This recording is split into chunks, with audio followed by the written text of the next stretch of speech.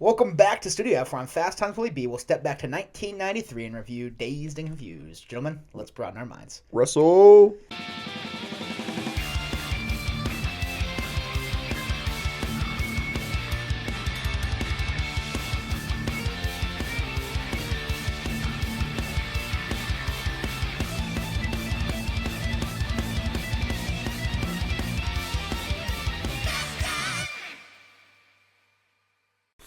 Welcome back to Fast Times Willy B. I'm Willy B. I've got Kris, man, with me. Kris, how the hell we doing, man? Doing great. About to review a great movie. So, 1993 did us some favors. Yeah. Put the poll up.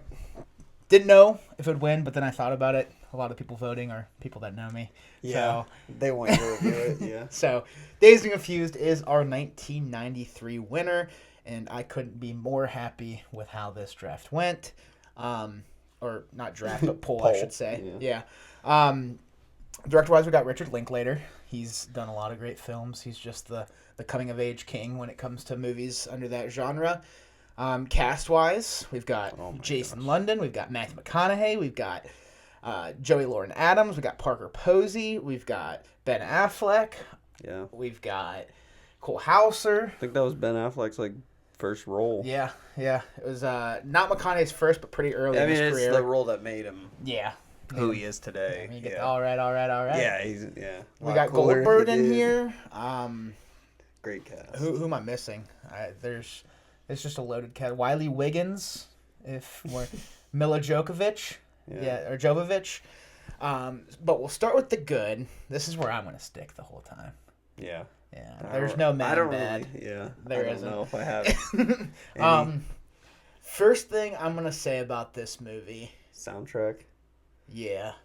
One of the best soundtracks in I would say it probably has the best soundtrack. You can literally put on the... When we got our tattoos, she was playing the soundtrack to the movie, and it took us 4 songs to even notice, because there's that many bangers on it that you wouldn't notice right away. You start the movie with Sweet Emotion while they're pulling into the parking lot.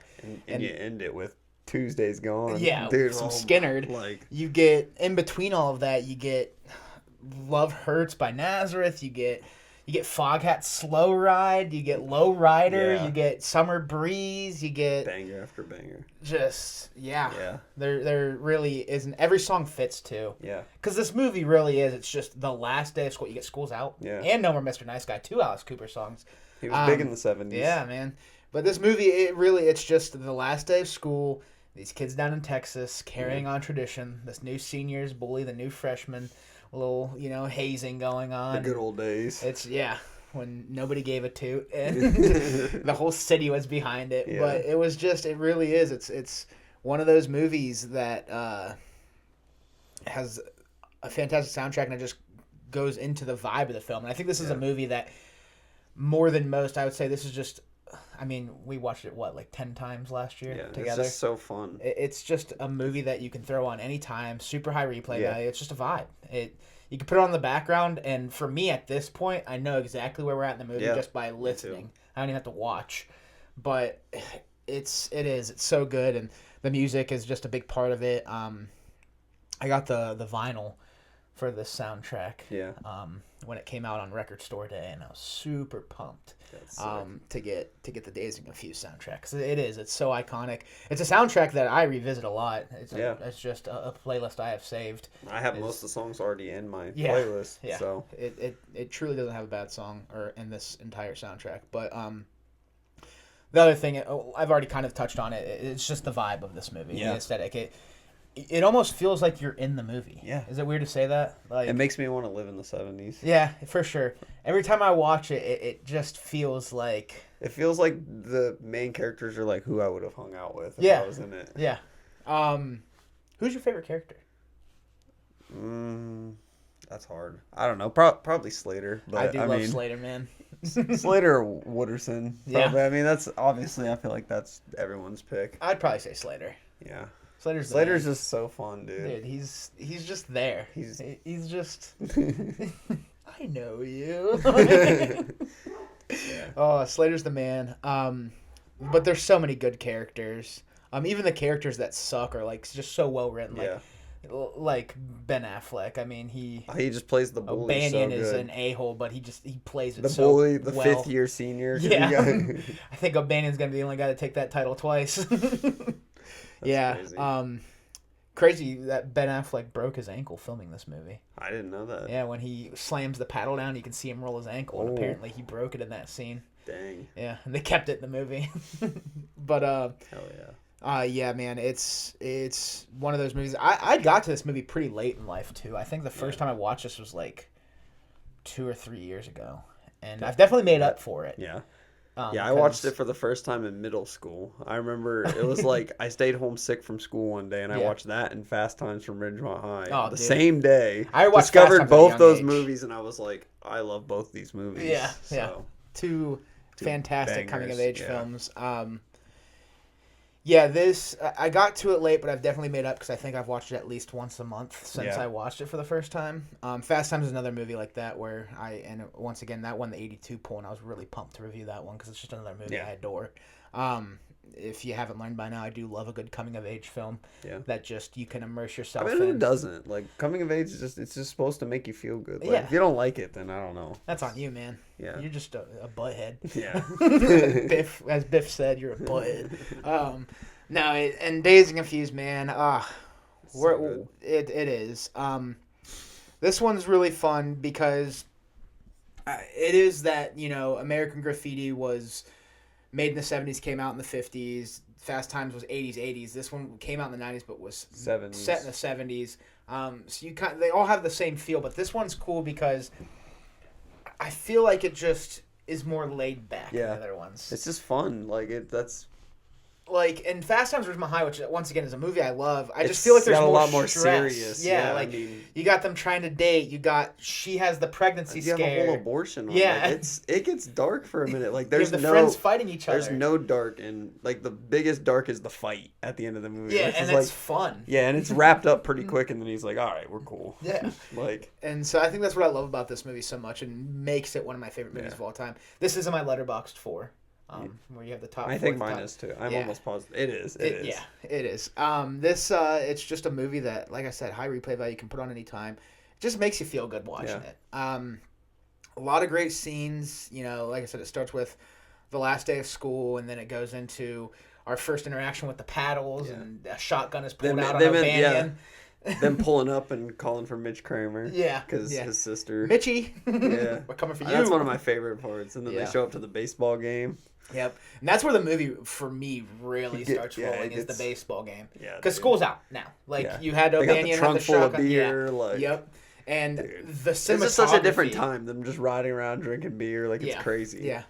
The cinematography in that scene, with the night sky and the baseball field and the lights. And two things I've always loved about Mitch Kramer's first beating, two little details I've always noticed and loved, is the first detail, and it's funny because most people will be like, oh, that's a plot hole, is early in the movie, Randall Pink Floyd rolls up a piece of paper and throws it with his right arm, but the old guy who's talking to him and goes, is this arm gonna win a state next year? And he grabs the left arm. A little detail there, but I love it. And then the other one is, if they're just wailing into Mitch to no more Mr. Nice Guy. Yeah. And Pink comes up and he's like, oh, and he's like, here, you take your turn, and they all leave. And he does the little tap, and then he gives them his stuff, and they walk to a different car, which means they were just wailing on Mitch Kramer to some stranger's car. They were just beating this dude over nobody's car. It's the 70s, man. It's awesome, dude. But that's when the movie really kicks off, because from there is when we start getting into the Emporium. We get into the drive, the fast food drive in the Sonic type restaurant. That's where we're introduced to Wooderson. And then from there the night goes on all the way until we get to the Moon Tower, and we have the kegger at the Moon Tower, man. Speaking of Wooderson, a lot of iconic lines in this film. What's your favorite line of Wooderson's? That's hard. Is it the high school girls? No. Probably it'd be a lot cooler if you did. I feel like Mine's the basic one. I'm going. Sometimes you just gotta keep. I mean, yeah, I love that too. That's what I was stuck between those two. That's why I was like. I mean, I know our friend group loves the watch the livin, man. Oh yeah, I do love that one too. No, there's so many good quotes. Everything that comes out of his mouth is just a quote, dude. It's crazy. Like it's awesome. I mean, all right. I feel like Dazed and Confused is one of the most quoted movies. Yeah. Like I love me them redheads. Like it's quoted a lot. It's just McConaughey, man. Dude, he's so good. But it's not just him, because then we obviously have Chick later, which is my favorite. Yeah, that's my favorite line in the movie. Yeah, Slater, man. Slater has a lot of good one-liners too. Yeah. I'll be there.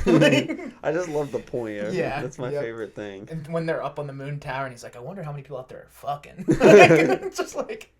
The most out-of-pocket question. When he's talking about, like, George Washington with the weed farm and stuff, dude. And aliens. It's just... Slater's there, man. Yeah. Slater's a figment of our imagination. Like, he's not really there, but he's there, you know? It's just what makes his character so lovable. And really all of the characters, other than O'Banion, are pretty easy to like. Yeah. And O'Banion is written that way. Yeah, he's supposed to be, like, the bad guy. Yeah. Per se. He's the villain of this movie, I guess you could say. But everybody else, like, they all seem cool, like. It's cool, man. Yeah. It's summertime. They're all just feeling good. Can't beat it. You got great tunes, beer, and the Emporium. They're going to the Aerosmith concert. Yeah. So, dude. Like, that's sick. Yeah. That's really the plot of the movie, is to get tickets. Yeah. I mean. Yeah, man. It's so good. What's your favorite scene in this movie? There's a lot, like, this is a movie I would safely say every scene fits. There's no scene I would remove. Yeah, I don't know. But there's a lot of good scenes. Either the football scene, obviously, at the end, or the mailbox. The story of the mailbox. And then that bowling ball went poof to that window. The old guy chasing them and shooting at them is just wild. Yeah, that's a great scene. Yeah. I just love that. I love any time they're in that orange car. Yeah. Because that's also when you get the check you later. Yeah. You get... obviously the bowling ball scene and the mailbox scene, which is great. And I think it's cool too because you could probably say Mitch Kramer's the main character of this movie. Yeah, I mean, he's becoming a freshman. He's like getting introduced to what high school is. I would say it's him or Randall Pink Floyd. It's one of they're the two main characters. They're both going through different things. One's about to be a senior. Yeah. And, like, he's got to get ready for the real world, and one's just about to see what high school is about. Like, it's a coming of age, two different... Oh, like for sure. It definitely captures coming of age, because I think one of my favorite parts of this movie is how you just see Mitch Kramer more and more fit into the high school. He becomes so cool in one day. Yeah, like, you know, he has Dawn giving him tips. Yeah. It's like, tell her you have a ride, but say you'll see her there. And like, you know, and it sounds stupid, but it works. and then, you know, when he throws the bowling ball, he reaches back and it's like, you're crazy, Junior. Like, you just see Mitch Kramer start as the movie goes on more and more. He gets a girl at the end. Yeah, he does. So, Summer Breeze. Yeah. What a name. Yeah. You can't beat laying up as the sun rises on a blanket. Summer Breeze makes me... Yeah, dude. Oh, what a movie. But I do love that aspect of it because none of Mitch's friends really mold into the high school. He just ditches all of them and starts hanging out with the seniors. Yeah. But, I mean, can you blame him? Yeah. Like... But I mean, he even gets he even gets props from like. He doesn't even care that he gets grounded at the end. He's just like throws his headphones on. He gets one out of jail free card. Yeah, he'll be grounded next time. But no, it's cool because then he's even hanging out with his sister and like, dude, Mitch Kramer truly has the best night of his life that night. Like, I would say he's the main character. Then you have Wooderson, who's not even in high school. He's just partying with them. He organized the kegger at the Moon Tower. After Pickford's party, you know, fell through. Which that's a great scene too. I love the keg guy. Oh yeah. Wrong, Mr. Pickford altogether. Inconvenience to you, my sir. Like, just once again, you know, pushing the idea of there is no scene in this movie that should be removed. No. It's so good. Yeah. It's a great movie. I think the set design is really good. I love the Emporium. I think it's just a fun place to hang out. The school scenes are great. I love Pickford's bedroom. Obviously, you have a Dark Side of the Moon poster. Oh, yeah. Behind it, like, that's all me. Love that. I just know, like, every time I watch it, though, I'm like, there's no way his parents don't know they're smoking weed in there. Yeah. Like, how? Like, It's so funny. Yeah. Every time he just and then his mom just walks in. Like I'm like, all right, there's no way. I love the scene when towards the beginning when they're going over to his house, and they're talking to Mrs. Pickford. She's like, "How'd you guys do in school this year?" And so he goes, "Straight A's." Crazy. Oh, man. Costume's good. Because once again, this movie, you really feel like you're watching a 70s movie. Yeah. It wasn't... Like, if you would just watch it, like, you just showed it to somebody and said, guess what year this comes out, they're probably going to guess 70-something. And, soundtrack helps with that, but set design and costume also have a big part of that. And I think, like... Another thing this movie that I put in the They captured the 70s really good. And it's just so well shot. Like, where they hung out, like you said, the, like, Sonic-type diner, like... Yeah. Because, like, obviously the writing and the characters we get make this movie exceptional, and they really carry the vibes along, and you just want to be a part of this friend group. But the way this movie is shot, too, it not only makes it look cool to be with these guys, but it makes it, like, you want to be there because it's just, like, aesthetically pleasing. Yeah. Like, especially the football scene, when they're out on the field, the night. The stars in Texas, Yeah, dude. You can't beat it. It's just, it's, in my opinion... the holy grail of coming of age. I would agree, yeah. And it's one of my favorite movies of all time. Yeah. But what else we got in the good? I mean, it's really just all good. The yeah. I really don't have a meh or a bad. I was like, when I was talking to you at the fire, and I was like, I'm going to bring Kris on. I was like, this is going to be a bad idea because neither of us have anything ill to say about this movie. So it's just going to be us, like. It's in my top 5 movies. Dude, so, like. Yeah. It's. I really don't have anything bad to say about it. I can't even think. It's hard to think of a complaint about it. There's nothing I don't like. You cool, man? Just asking if you get high. Like what you said, it's just so quotable, too. Yeah. I would agree with that, though. This might be the most quotable movie of all time. Dude, like, it's gotta be. Even before I had seen it, like, I had known quotes you definitely knew, like, all right. Well, yeah, everybody knows that one. That's probably one of the most quoted... That's what I'm saying. Quotes in cinema. A lot cooler if you did. Yeah. Yeah. Like the Livin, a lot cooler if you did, and all right, Wooderson were 3 I knew before even seeing this movie. Yeah. Like... Dude, when I was in middle school, I had a Dazed and Confused shirt with the smiley face. I'd never even seen the movie yet. Yeah. I just thought it was a cool shirt. It just said Dazed and Confused. Oh, yeah. And then I watched the movie, and I was like, this is even cooler now. Yeah. It's so good. Cooler if you did. Yeah. Gosh. Yeah. I wish I could be in the movie. I want to make a movie like this. No, it would... It'd be cool. It's up there for, like, my favorite type of movies. A little bit of comedy, but, like, it's, like, coming of age. Like, it's, like... Yeah. I don't know. It just feel good. Yeah. Then even we haven't even really talked about like the female hazing as well. Yeah. Fry like piggies, and that's when we get why can't we be friends? But the scene like when the girls are going up and proposing, Don's like, "What's in it for me? Anything you want? Open your mouth." Yeah, it's crazy. And then you got what's his face falling for the freshman. Yeah, and then they end up going to get pancakes. Yeah. Nothing like a morning of pancake eating or nothing like eating pancakes after a night of drinking. Yeah, I know. Yeah, when he's dropping her off. Man. And then, boom, Kramer puts on the headphones, lays down for bed, even though the sun's out. Yeah. And we get Slow Ride one more time. Yeah. As the seniors and Wooderson had to get the Aerosmith. Yeah, Wooderson, yeah. I love Wooderson, dude. Like in real life, we would like this guy's a weirdo, but like in the movie, it's just. I have his McFarlane toy, like the Wooderson statue in front of the Emporium. He's sick. Iconic, man. Yeah. How can you not love Wooderson? I think every character in this movie is iconic. Yeah. Randall, Pink Floyd, Slater, Mitch Kramer. Wooderson, even, Parker Posey's character, in my opinion, I think she's an underrated. She's coming to Steel City Con in August. She's the one that's like, the sister? Big bad. No, she's the big bad of the girls. Yeah.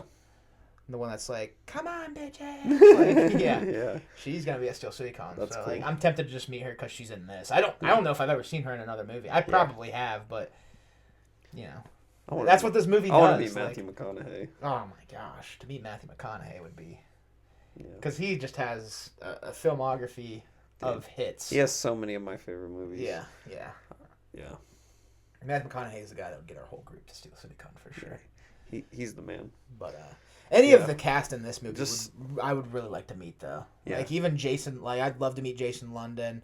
Even Wiley Wiggins, who plays Midge. Ben Affleck. Well, yeah, Ben Affleck's another big name like McConaughey. They're definitely the two that went the furthest. Yeah. You know. And Ben Affleck was he wasn't really even that big of a character. Yeah, this one. After this, what would have been next for him? Probably Chasing Amy. And then Mallrats. And what's cool about Ben Affleck is Ben Affleck helped write Good Will Hunting, which is another one of my favorite films of all time. And Kevin Smith, the director of Chasing Amy and Mallrats, helped them get that movie to like a studio. Yeah. Which is so cool to me. Yeah, that is cool. And then they obviously acted in it, and Kevin Smith, in my opinion, is just one of the pioneers of film, and I don't care what you say. Kevin Smith's cool. Kevin Smith's the man, dude. Yeah. All of his movies are fun. Yeah. Like, I don't dislike any of his movies that he directed. Obviously, the Jay and Silent Bob super groovy cartoon movie, not great, but he didn't direct that one. Everything he's done, I've loved. Yeah. And so a little fun story there for Ben Affleck and how his career kind of blossomed. Then he ended up being Daredevil and Batman. Yeah. Like, I always forget he was Daredevil too. Yeah. And Batman. Like, that is crazy. Yeah. I like his Batman. Maybe unpopular opinion, but his Batman's good. I think his Batman's weighed down a little bit by the writing of the films, but I like the old Batman. Yeah. Like the Ben Affleck mature Batman for sure. But speaking of Ben Affleck, he's still pumping out good movies. The Accountant 2 just came out a couple months ago, and I loved that movie. So Ben Affleck definitely, him and McConaughey were definitely the two that made out the most from this film. But not to say nobody else did. Joey Lauren Adams went on to do some movies. She, especially in the 90s, she did Chasing Amy after this, and then she was obviously Big Daddy. She was in Big Daddy. Oh, yeah. So she had some fun ones in the 90s that came after this one, so... Dazed and Confused, man. Such a good movie. Set it up for some people there, set it up nice. But I kind of want to watch it now. I just watched it, literally a couple days ago. But kind of want to rewatch it. Maybe we'll throw that tape in after we click off the recording. But anything else you want to say on Dazed and Confused in the good category? It's all great. Yeah. There's no complaints. Yeah. So we're going to hop over to our final thoughts and ratings. What do you want to leave off with? I don't have any any bad, no. What do you give it out of 10? 10. Come on. It's a 10 out of 10. Yeah. There's no way you're not giving it a 10. It's a 10 out of 10. It's such a good movie. Like I said, it's in my top 5 when I say it's one of my favorite movies of all time, I'm literally saying it's either this or Back to the Future. It's not like I'm like, oh, it's one of top 10. No. It's probably top 3. It's like 1A, 1B between this and Back to the Future. It's so hard for me to pick which one because Back to the Future has more nostalgia for me. This has just the most rewatchability for really any movie for me. Yeah. I can turn it on like you said whenever. Yeah. I think that's just the coming of age in it too. Ferris Bueller's Day Off and Fast Times at Ridgemont High. Those are a couple other movies that I just have endless replay value for. Back to the Future I also have endless replay value for, but. That's what I mean. Listen to the movies I'm throwing in with it. Yeah. It's up there. It's a fantastic film. I'm so happy it won because we got to just absolutely glaze it. We definitely just glazed it for 20 minutes. It deserves it. If you watch this, that should just tell you should watch it. Yes, then. If you have not watched Dazed and Confused, anybody that says they haven't seen it, I'm watch it, please. Yeah. I have a tattoo of it. I wouldn't have it if I didn't like it. I don't know if I've ever met somebody that's I don't like Dazed and Confused. No. There's people that don't think it is good. Me, but they're still it's a good movie. Yeah. You know what I mean? I don't know. I don't know how I could not think it's good. I think it's great. It's fantastic. Phenomenal. Electric.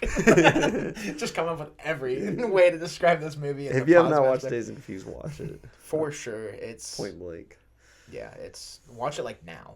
Yeah. It's so easy to get through too. Yeah, it's an hour and 30? Hour 40? Hour 45. Yeah, it's not. It doesn't even feel like that. It goes so fast. It does. But yeah, man, Dazed and Confused. Happy it won. Yes. 1993, a great year. Not to take away from the other movies that lost. Schindler's List. A movie I didn't even throw on the poll was Jurassic Park from 93, and that's because with Jurassic World coming out, I'm going to end up doing it. Yeah, doing a whole. Rudy was also 93. I didn't put on the poll. I should have, but it wouldn't have won. Maybe you got some Notre Dame fans on there. Yeah, maybe.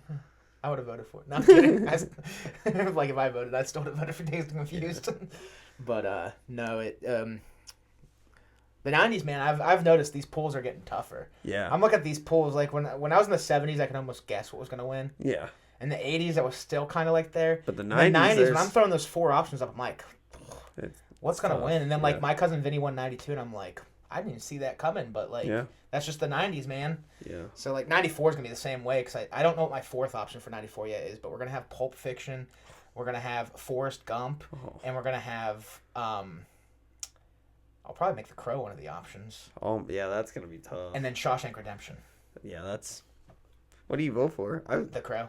No, actually, I've already reviewed The Crow on this channel, so I won't throw it in the poll. Yeah. Yeah. So, but those Pulp 3, Fiction, like Pulp Fiction, Forrest Gump, and Shawshank, like, what do you vote for there? Oh, Pulp Fiction. But. Yeah. 93, man. Dazed and Confused. Dazed and Confused. What a movie. That'll do it for Dazed and Confused, Kris, man. Yes, sir. Coming on. Thank you all for watching. If you like what you're watching, check out some other videos. Hit the subscribe button or follow the social links down below. All of it is appreciated. Go check out Dazed and Confused if you haven't already, because you're definitely missing out. Kris and I are telling you, it's worth the watch. Yes, sir. We'll talk to you all very soon. Check you later. Check you later.